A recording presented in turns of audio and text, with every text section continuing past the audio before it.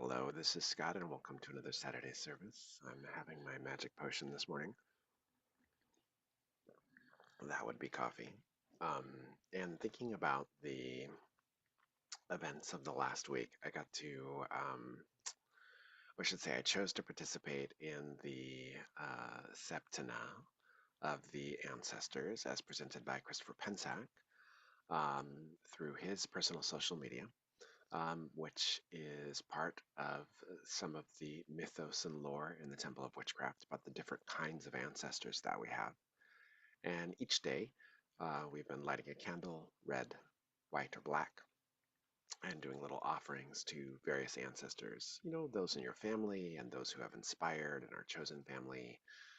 Um, the mighty dead, which was last night, that is the sort of raised dead, the ascended dead, the saints of witchcraft, if you will. And it's been a very magical experience. I appreciate the days. I appreciate sort of like the witches' holy days, if you will, of the Samhain tide. Um, that is this time of year. Some people might argue the astrology, the 15 degree Scorpio and the importance of that, and I still am mindful of that. But I think that there's something to be said for the collective cultural significance of us all doing something together, um, because we can argue about the degree all we'd like, but you could go do that by yourself, or you can also do that and participate with everyone who is doing a thing together, which is the way that I usually do it. So I tend to have a period of festivity and magic, and that may range or vary depending on the astrological component of the wheel of the year, which are those 8 days that we modern pagans have constructed together to mark the solstices and equinoxes, which don't really need to be marked because there they are, and those cross quarters or those equal dates in between. Um, so yeah, it's Samhain. It's the time of ancestors. It's Dia de los Muertos. It's kind of the beginning of the Festival of Lights. It starts with those jack-o'-lanterns, right? It starts with us setting lights to our ancestors, and then we move into all the various holidays through the rest of the year. We even had Samhain Diwali, I think, was corresponded this year, if I had that right. But um, here's the thing about this week that I find most magical for myself, and this is where I'm going to lead with this week's Saturday service. After Samhain, until the winter solstice, it's kind of time of rest. It's really the lay fallow. This might be seen as the final harvest with Samhain. This is the meat harvest in a lot of ways um, that we look at it in the temple. Um, so has a lot to do with the flesh and the body. And so it's a good time after this, after I've done this major working, looking at this as the new year. What do we do on New Year's Day? What do we do after, when it's done? And that is take a break. That is rest. The work is rest. I've emptied out some containers. I've gotten rid of some things that I worked throughout the year, and I'm creating a clean slate for what's going to come forward, right? So like I start to plan my year by thinking about what big things am I going to bring forward through the winter solstice that I might see start to materialize in the rest of the year.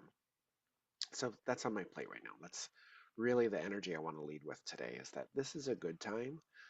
If winter is not already signaling you, if you're in the northern hemisphere, right, and winter is not already signaling to you to rest a little, um, this is this is me also saying, if you can do it, this is a good time for that. This is a good time to rest. So I'm technically still in my pajamas. I am in my sweats. I'm in my cozy room, and I'm filming this for you today. So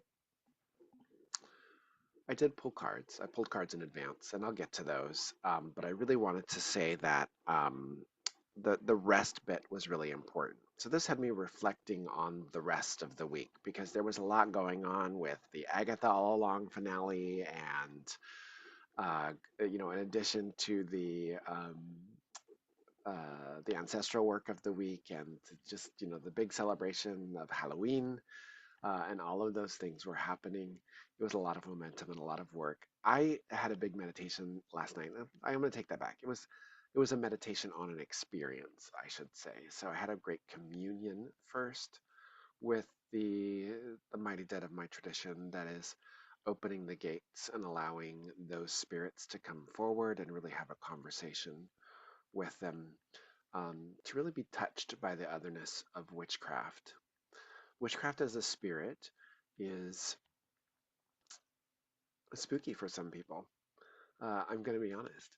I've done a lot of different things. I've been involved with a lot of different kind of methods, different practices, and a lot of modern popular spirituality tends to be heavily focused on the love and the light. It's all about the big love and it's all about the light. And the higher the light and the higher you go, the more good it is, right? And this sets up a false premise that anything that's lower, anything that doesn't instill in you this great sense of love and blind you with this light, right? Or take you high and get you high in these experiences, that it's not. It's not love and light, right? I jokingly have said in the past, and I know some witches who have also done this, when someone says love and light, I want to say it law and life, because love and light are fire and water. They are opposites on our wheel. In my tradition, these are these elements that are opposed to each other, and there is a tension between those two, fire and water, right? Like these don't naturally go together. So there's a whole set of lessons, I would say, in the love and light crowd that maybe is often not addressed, about reflections to themselves and the casting of shadows and the brightness of their light. It tends to sometimes not be absorbed in a very interesting way. And I'm big on the New Age community, so don't feel like I'm really hacking on anyone in particular, because I'm involved in a lot of light work kind of stuff. I'm involved in certain Reiki practices where this is a thing. And I respect that love and light, water and fire, are only two parts of five parts. And the other two parts are earth and water. And earth and water are opposed to each other in the sense that earth is heavy and low, and air is high, gaseous, and light. And this is mind and body, physicality, and the abstract or the ideal, right? Like these are these realms opposite of each other. Um, these two govern things between the love and the light a little bit differently. They create a balance there because love and light need law and life. What is law and life? What does that really mean? Law is not really about, you know, the police. Law is really not about social order. Law is really not about punishment, right? When we're talking about law and magic, what I'm talking about, law and magic, or witchcraft for that matter, because those two things are different, although they may overlap. What I'm really talking about is the forces of the earth, nature, and the universe as they are governed in their natural order. So that is the law that brings them back into balance, or the law that corrects them by creating disruption to restore whatever that dynamic balance is that is in nature. When we do magic, when you do energy work of any sort, no matter how high you go, you are governed by the laws of nature. Because if you want something to materialize, if you want something to manifest, it has to go through that elemental realm. It has to end up here in this place. So if you want that illness to leave and you're going to do Reiki for it, it has to enter the material world. This is why I think the founders of Reiki were very much focused on the physical body and not mental planes and spaces. Like you look at those documents from the Reiki founders, you see tapotement, you hear stories of physical manipulation. There are laws for this in the United States now because, massage is regulated depending on your state. But even when I was taught Reiki, it was not hovering the hands above the body and communicating with unseen spirits and light. It was about putting your hands on the body. This is Reiki, putting your hands on the body or above the body and healing the body, right? Because this is where it's at. This is where it's happened. This is the material world. The earth realm, the realm of earth, the element of earth, this unseen force from the classical elements out of the Greeks, right? This power of earth is where everything materializes. This is where it crystallizes into form. So what are the laws that govern that, right? To know those laws, right? I'm going to talk about to know, to will, to dare, to keep silent in a second. We call that the witch's pyramid, which is Eliphas Levi, which is high magic, or however you want to call that, that got um, distilled down into modern magic today. And some people use it, some people don't, some people love it, some people hate it. Good for them all. To know is to understand how a thing works. And we want to understand how a thing works because if we don't, we can't repeat it. If we don't, we're unable to really understand the way it's happening. And I don't know about you, but I'm not here to blindly follow, right? I'm not here to just coast along, right?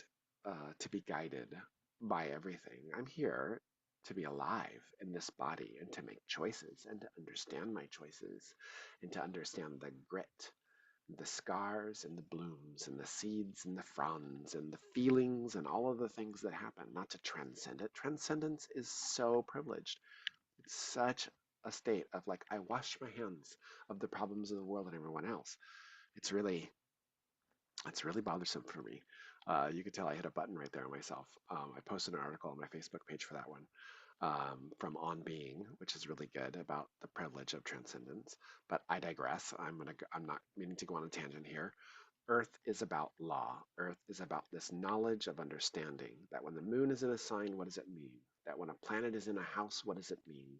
That when you eat an herb that makes you feel good, why? That when you eat an herb that makes you sick, why?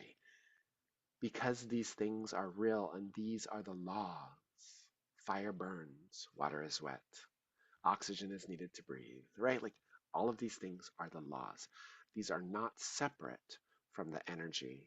They are in fact interwoven into it. And this is the magic, to know. Opposite of that, the atmosphere in which we breathe, which carries the vibration of our words, which are the manifestation of our thoughts and the things that are occurring inside of us, is the realm of air. This is the realm of idea. This is the realm of communication. And these vibratory frequencies are moving through this substance that we breathe, our inhalation, exhalation, and the exchange of the green world with us, this interplay of life and death that is happening. These balance that love and light, right? These create four quarters, 4 points in which these other principles are all sort of balanced together. When they all come together, right? What are they forming or what are they arising from? Because it is both, right? This is spirit, right? What is this spirit? The spirit of this place, the spirit of my body, the spirit of this experience, the spirit of our time, the spirit of our country, the spirit of the land. All of these things are both arising from these various elements and are composing the spirit. It's a both, it's an and, not an or, right? These things happen. This is the spirit. When we understand that amalgamation is both arising from and composing spirit, that's both that's happening, we have what we call liberation, right? So earth, law, air, life, spirit, the center point between all of these four things is liberation. This is a liberating force that awakens us to the true nature. And I don't mean this in some sort of like enlightenment, right? We're not chasing, we're not chasing carrots here. We're not chasing enlightenment. Um, enlightenment, even in enlightenment traditions, we're not chasing enlightenment. We have the realization that there is something beyond the wheel of these elements that you are experiencing. In a lot of ways, this is that wheel of fortune that you might see in the tarot. Um, it's the realizing the center point is the spirit point. But the spirit point is not just the love and the light. It's also the law and the life. It is these things which pull it down, which pin it down, which create the 4 points, the tent that spirit enters, right? The four quarters to which the center can only be present when they are balanced and present. So to abandon love, to abandon illumination, to abandon, to abandon our will, our drive, our ambition, to abandon these forces unbalance that, and there's no true spirit there.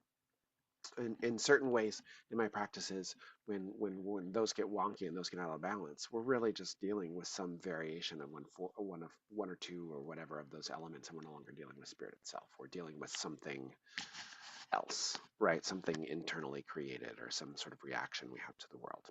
I'm getting psychological. I have a point. My point is that these are all components. So whether you're an energy worker or a witch or a magician or whatever you want to call yourself, and these are all different, they're not the same at all. Um, they have similarities, right? But they're not the same.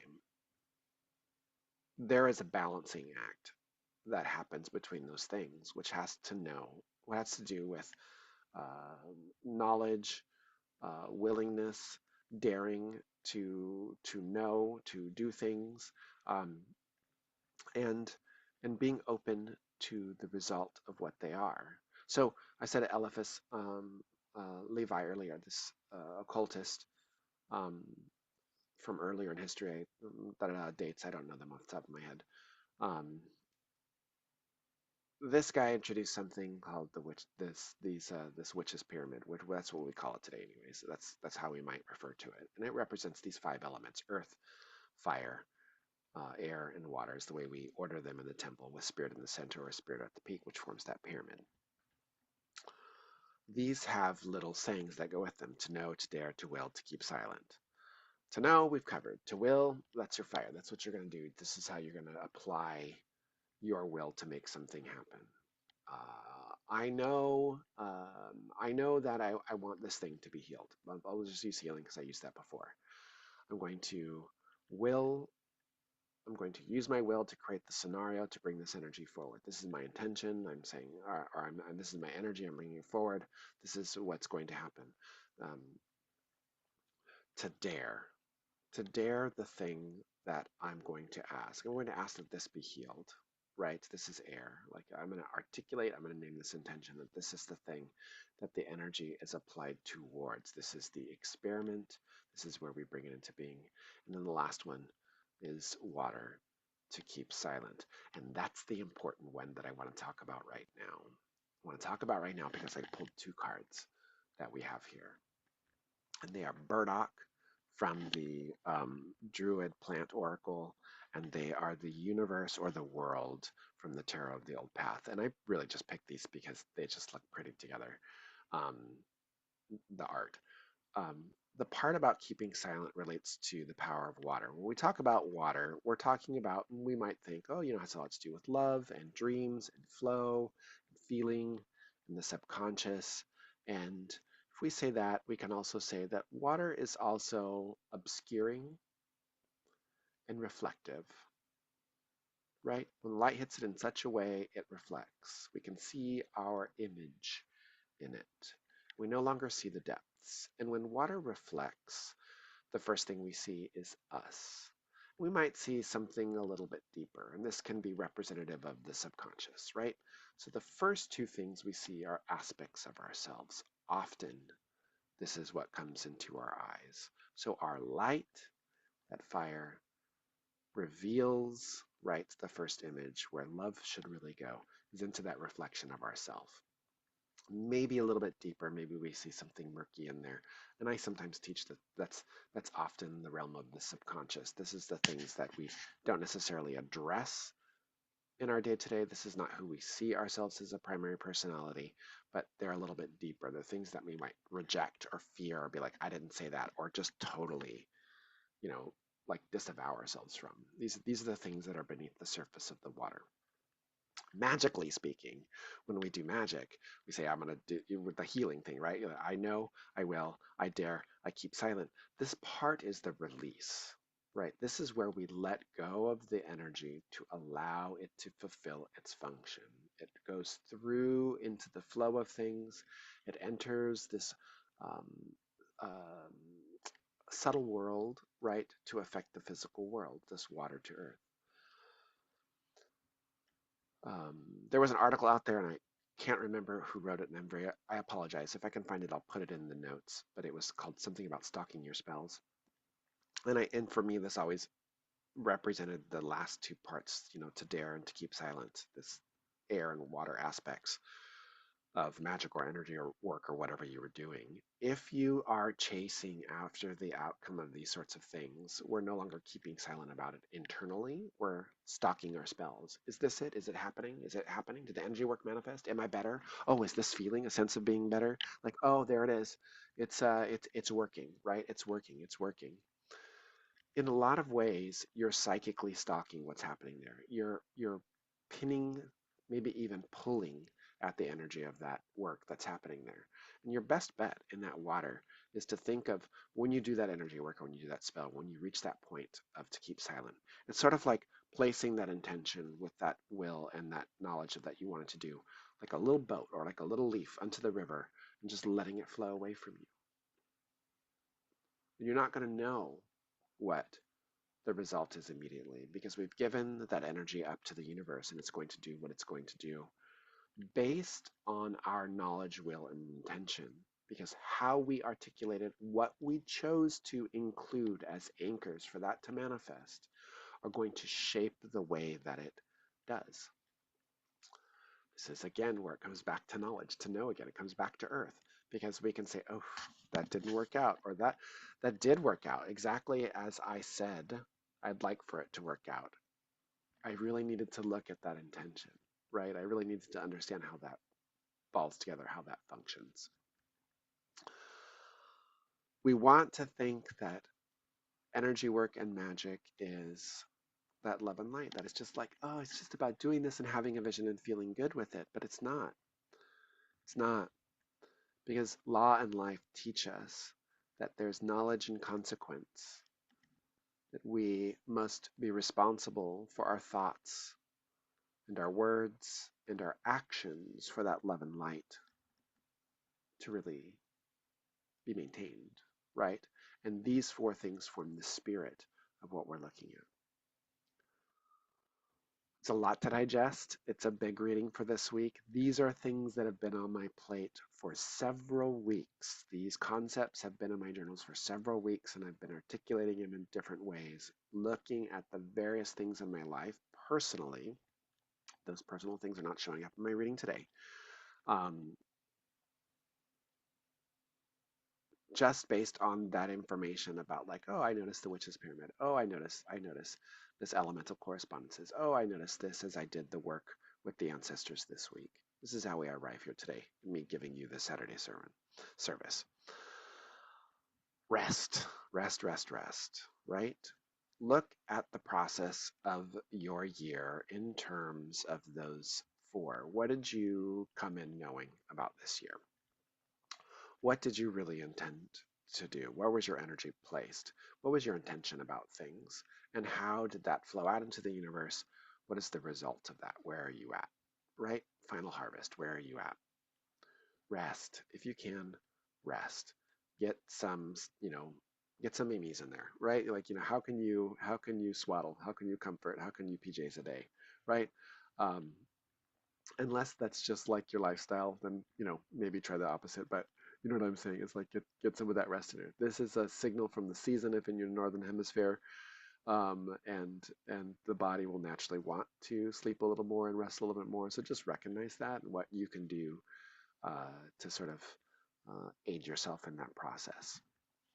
Look at those key elements: what you know, um, what you will, where you dare, and where you are maybe needing or could benefit from the power to keep silent, where you can let go and let flow, and see what that means for yourselves. Understand if maybe it's too much law and life and not enough love and light, or too much love and light, not enough love and law and life, and how that is really creating, what's the spirit that's creating that you're experiencing. You are accountable for all four of those qualities. This is, how do we say this? This is the accounting, right? I don't know how many times I've met with someone who was like, well, this is just what spirit is saying to me, so I have to say it. right? There's no personal accounting. God told me, right? And so it's not me, right? It's this spirit guide, right, that's saying this thing. And that is a really great experience to have, that sort of connection. And it's also a really great cop out of your own responsibility because you are the vessel through which this is speaking. And it is through the lens of your mind and experience that this information is arriving, right? So there's an accounting there, right? There's a little bit of that, right? Because it's an end of a year and the beginning of a new, right? It's the witch's new year. So what is the accounting, right? Count the coins, right? Count the process, right? Not for others, for yourself, right? Because if this is a new year, it is anything, it is a magical spiritual new year. So this is about your own personal process. So what are my cards for today? Well, I'm drawing from what I pulled earlier this week, a couple of nights ago when I meditated with the spirits of community and witchcraft. And that first card is Burdock. That is from the, let's see if I can get this to line up right. The Druid plant oracle. This is used in foods and medicines throughout the world. I really love this little plant that it popped up now. This has a lot to do with that accounting process. It's saying, what have you attached yourself to? What have you put your energy into? And how did that bind yourself in whatever way of what that was? And it can also say to look at being the scapegoat. The burdock has that little burr that attaches to the fur so that it can go propagate somewhere else. It's sort of like the bad rumor. It's sort of like, think of it in terms of like, this happened to you, and so then you told your neighbor, and then that neighbor told a friend, and so it becomes this telephone game. This is the burr, this is the burdock as it travels around. There is an energy to that. You know what I mean? I'm not saying gossip is wrong, because actually I think gossip is really healthy for you, but there is an energy to that. There's an energy that is disowning of ownership of what's said, right? So just look at that. That there's a burr that's put forward, and regardless of our love and light, like the burr is the manifestation of the words. It's the law and the life, right? So this occurred. That needs to be picked out, right? But also that could be the scapegoating, right? This could be that element of water that we're talking about, the personal reflection, right? Like when we sometimes we see the world, what we're looking at is sort of like a plane of water. We are seeing a reflection of ourselves first, and then we're seeing a projection of some of the stuff that we're not owning beneath that surface of the reflection, interacting in the faces around us. And it has nothing to do with anybody that's there, but to address that, like what's the reflection? How do I feel in this, right? Working with water. How do I feel in this? Um, Whatever your water analogies are, I would just sort of look at that. So that burdock energy is here. As I pulled this card for the Samhain tide, I would say this is a strong point for me. If see what we're attached ourselves to, see how we've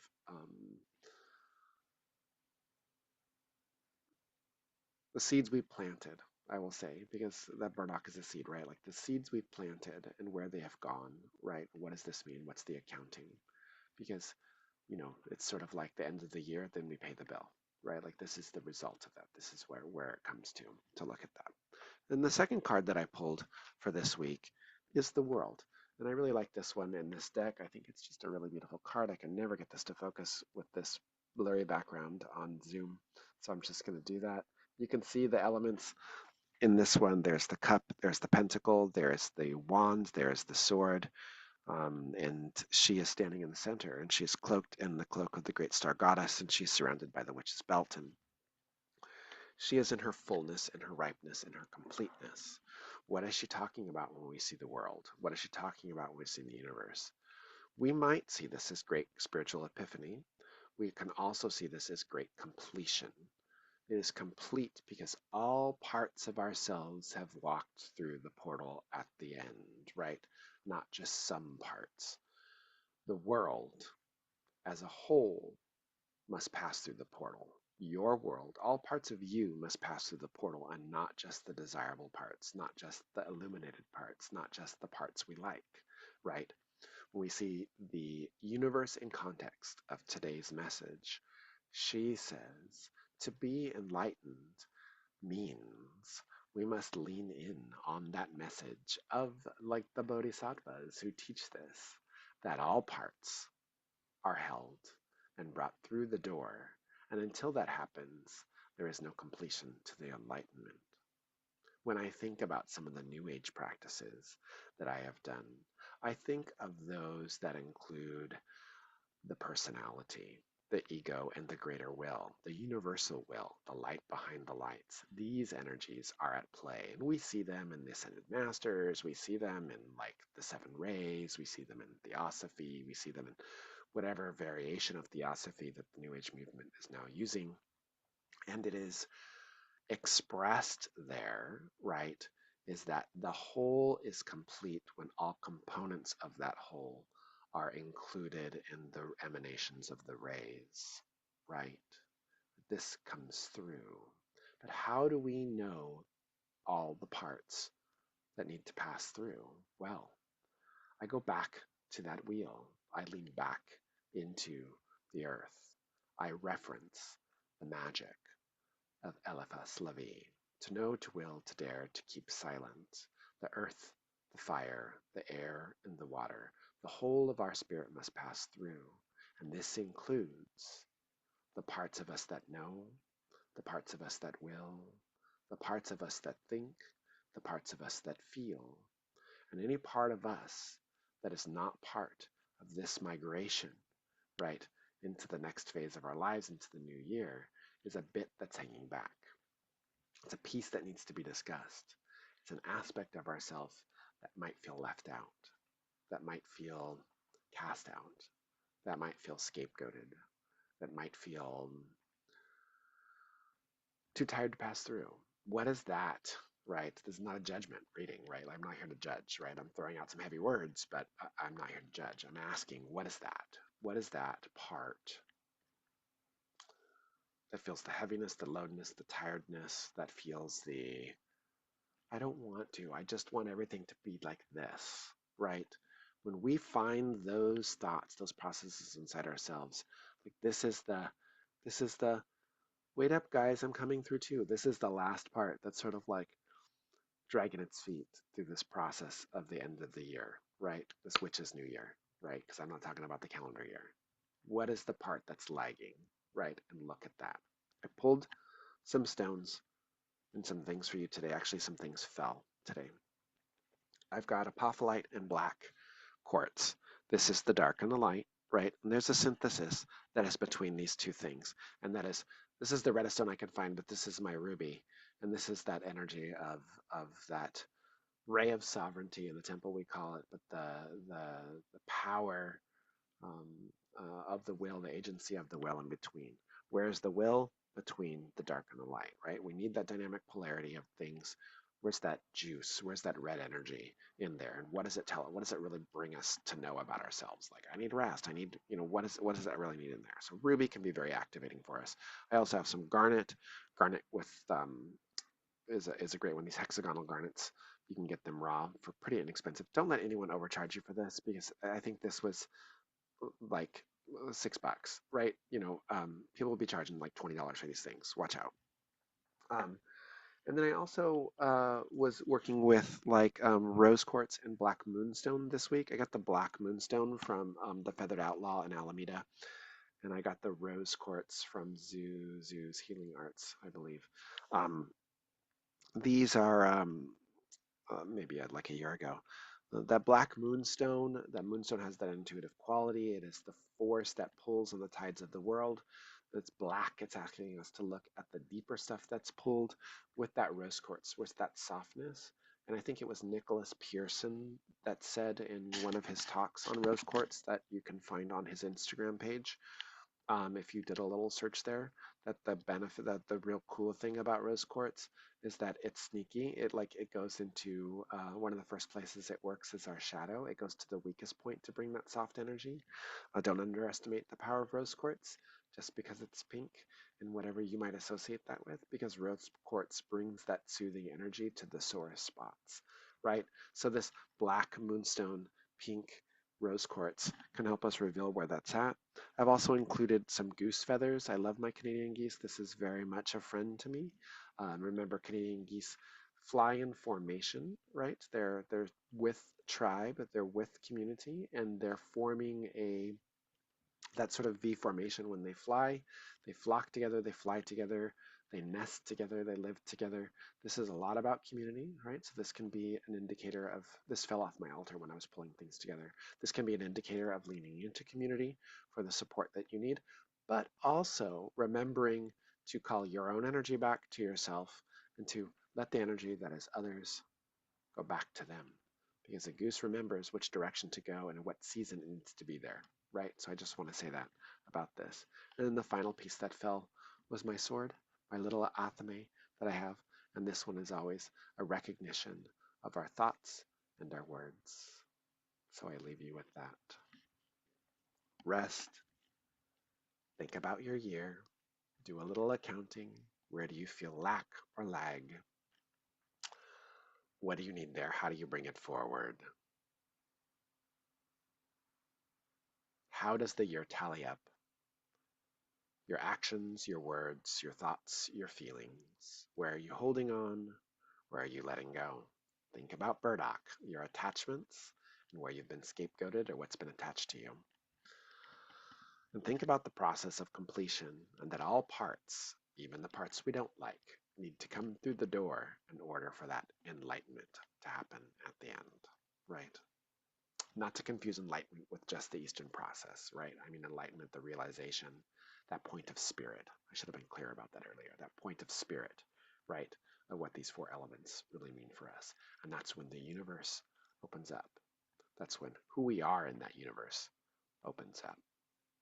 Yeah. It's the witches season. It's the witches new year. I'm Scott Smith. This is a Saturday service and it's a longer one. I'm available for readings online. I do Zooms and I do them pretty good and I do them pretty fun. I have more specific information that I could give you if we read together. This is a very general reading for everyone, so I have to sort of generalize things. We're coming up on a big season of election this week. Remember, do not freak out. Organize, find your center, regardless of what happens, you are still you. Hopefully, it's without having to fight about it, to battle for it. So, I know my assignment. I hope you know yours too. Blessed be, blessed be, blessed be. Remember, joy is a strategy. You can find me at Star and Stone um, on my website. You can also book there on my website, and you can find me on Instagram, and you can find my business on Instagram as well. I'm all over the place. I appreciate everyone who has liked and subscribed to this channel. I see you. Thank you for that, and the little comments that have been sprinkled in. That's very fun. It's a new experience for me to have these. This was an experiment this year, just to see what would happen if I started doing this. Not really knowing everything that was about to happen in my life. If you've followed along, you've seen that story. And it has really helped me to maintain practice as I've moved from Southern California to Northern California. And, I'll be moving again, right? We're planning on that to come, but more on that later. I'll probably be on the Patreon too, which you can also find me, patreon.com/Scott K. Smith, where I post these and the materials, the writing materials for free. Blessed be, blessed be, blessed be. Goodbye.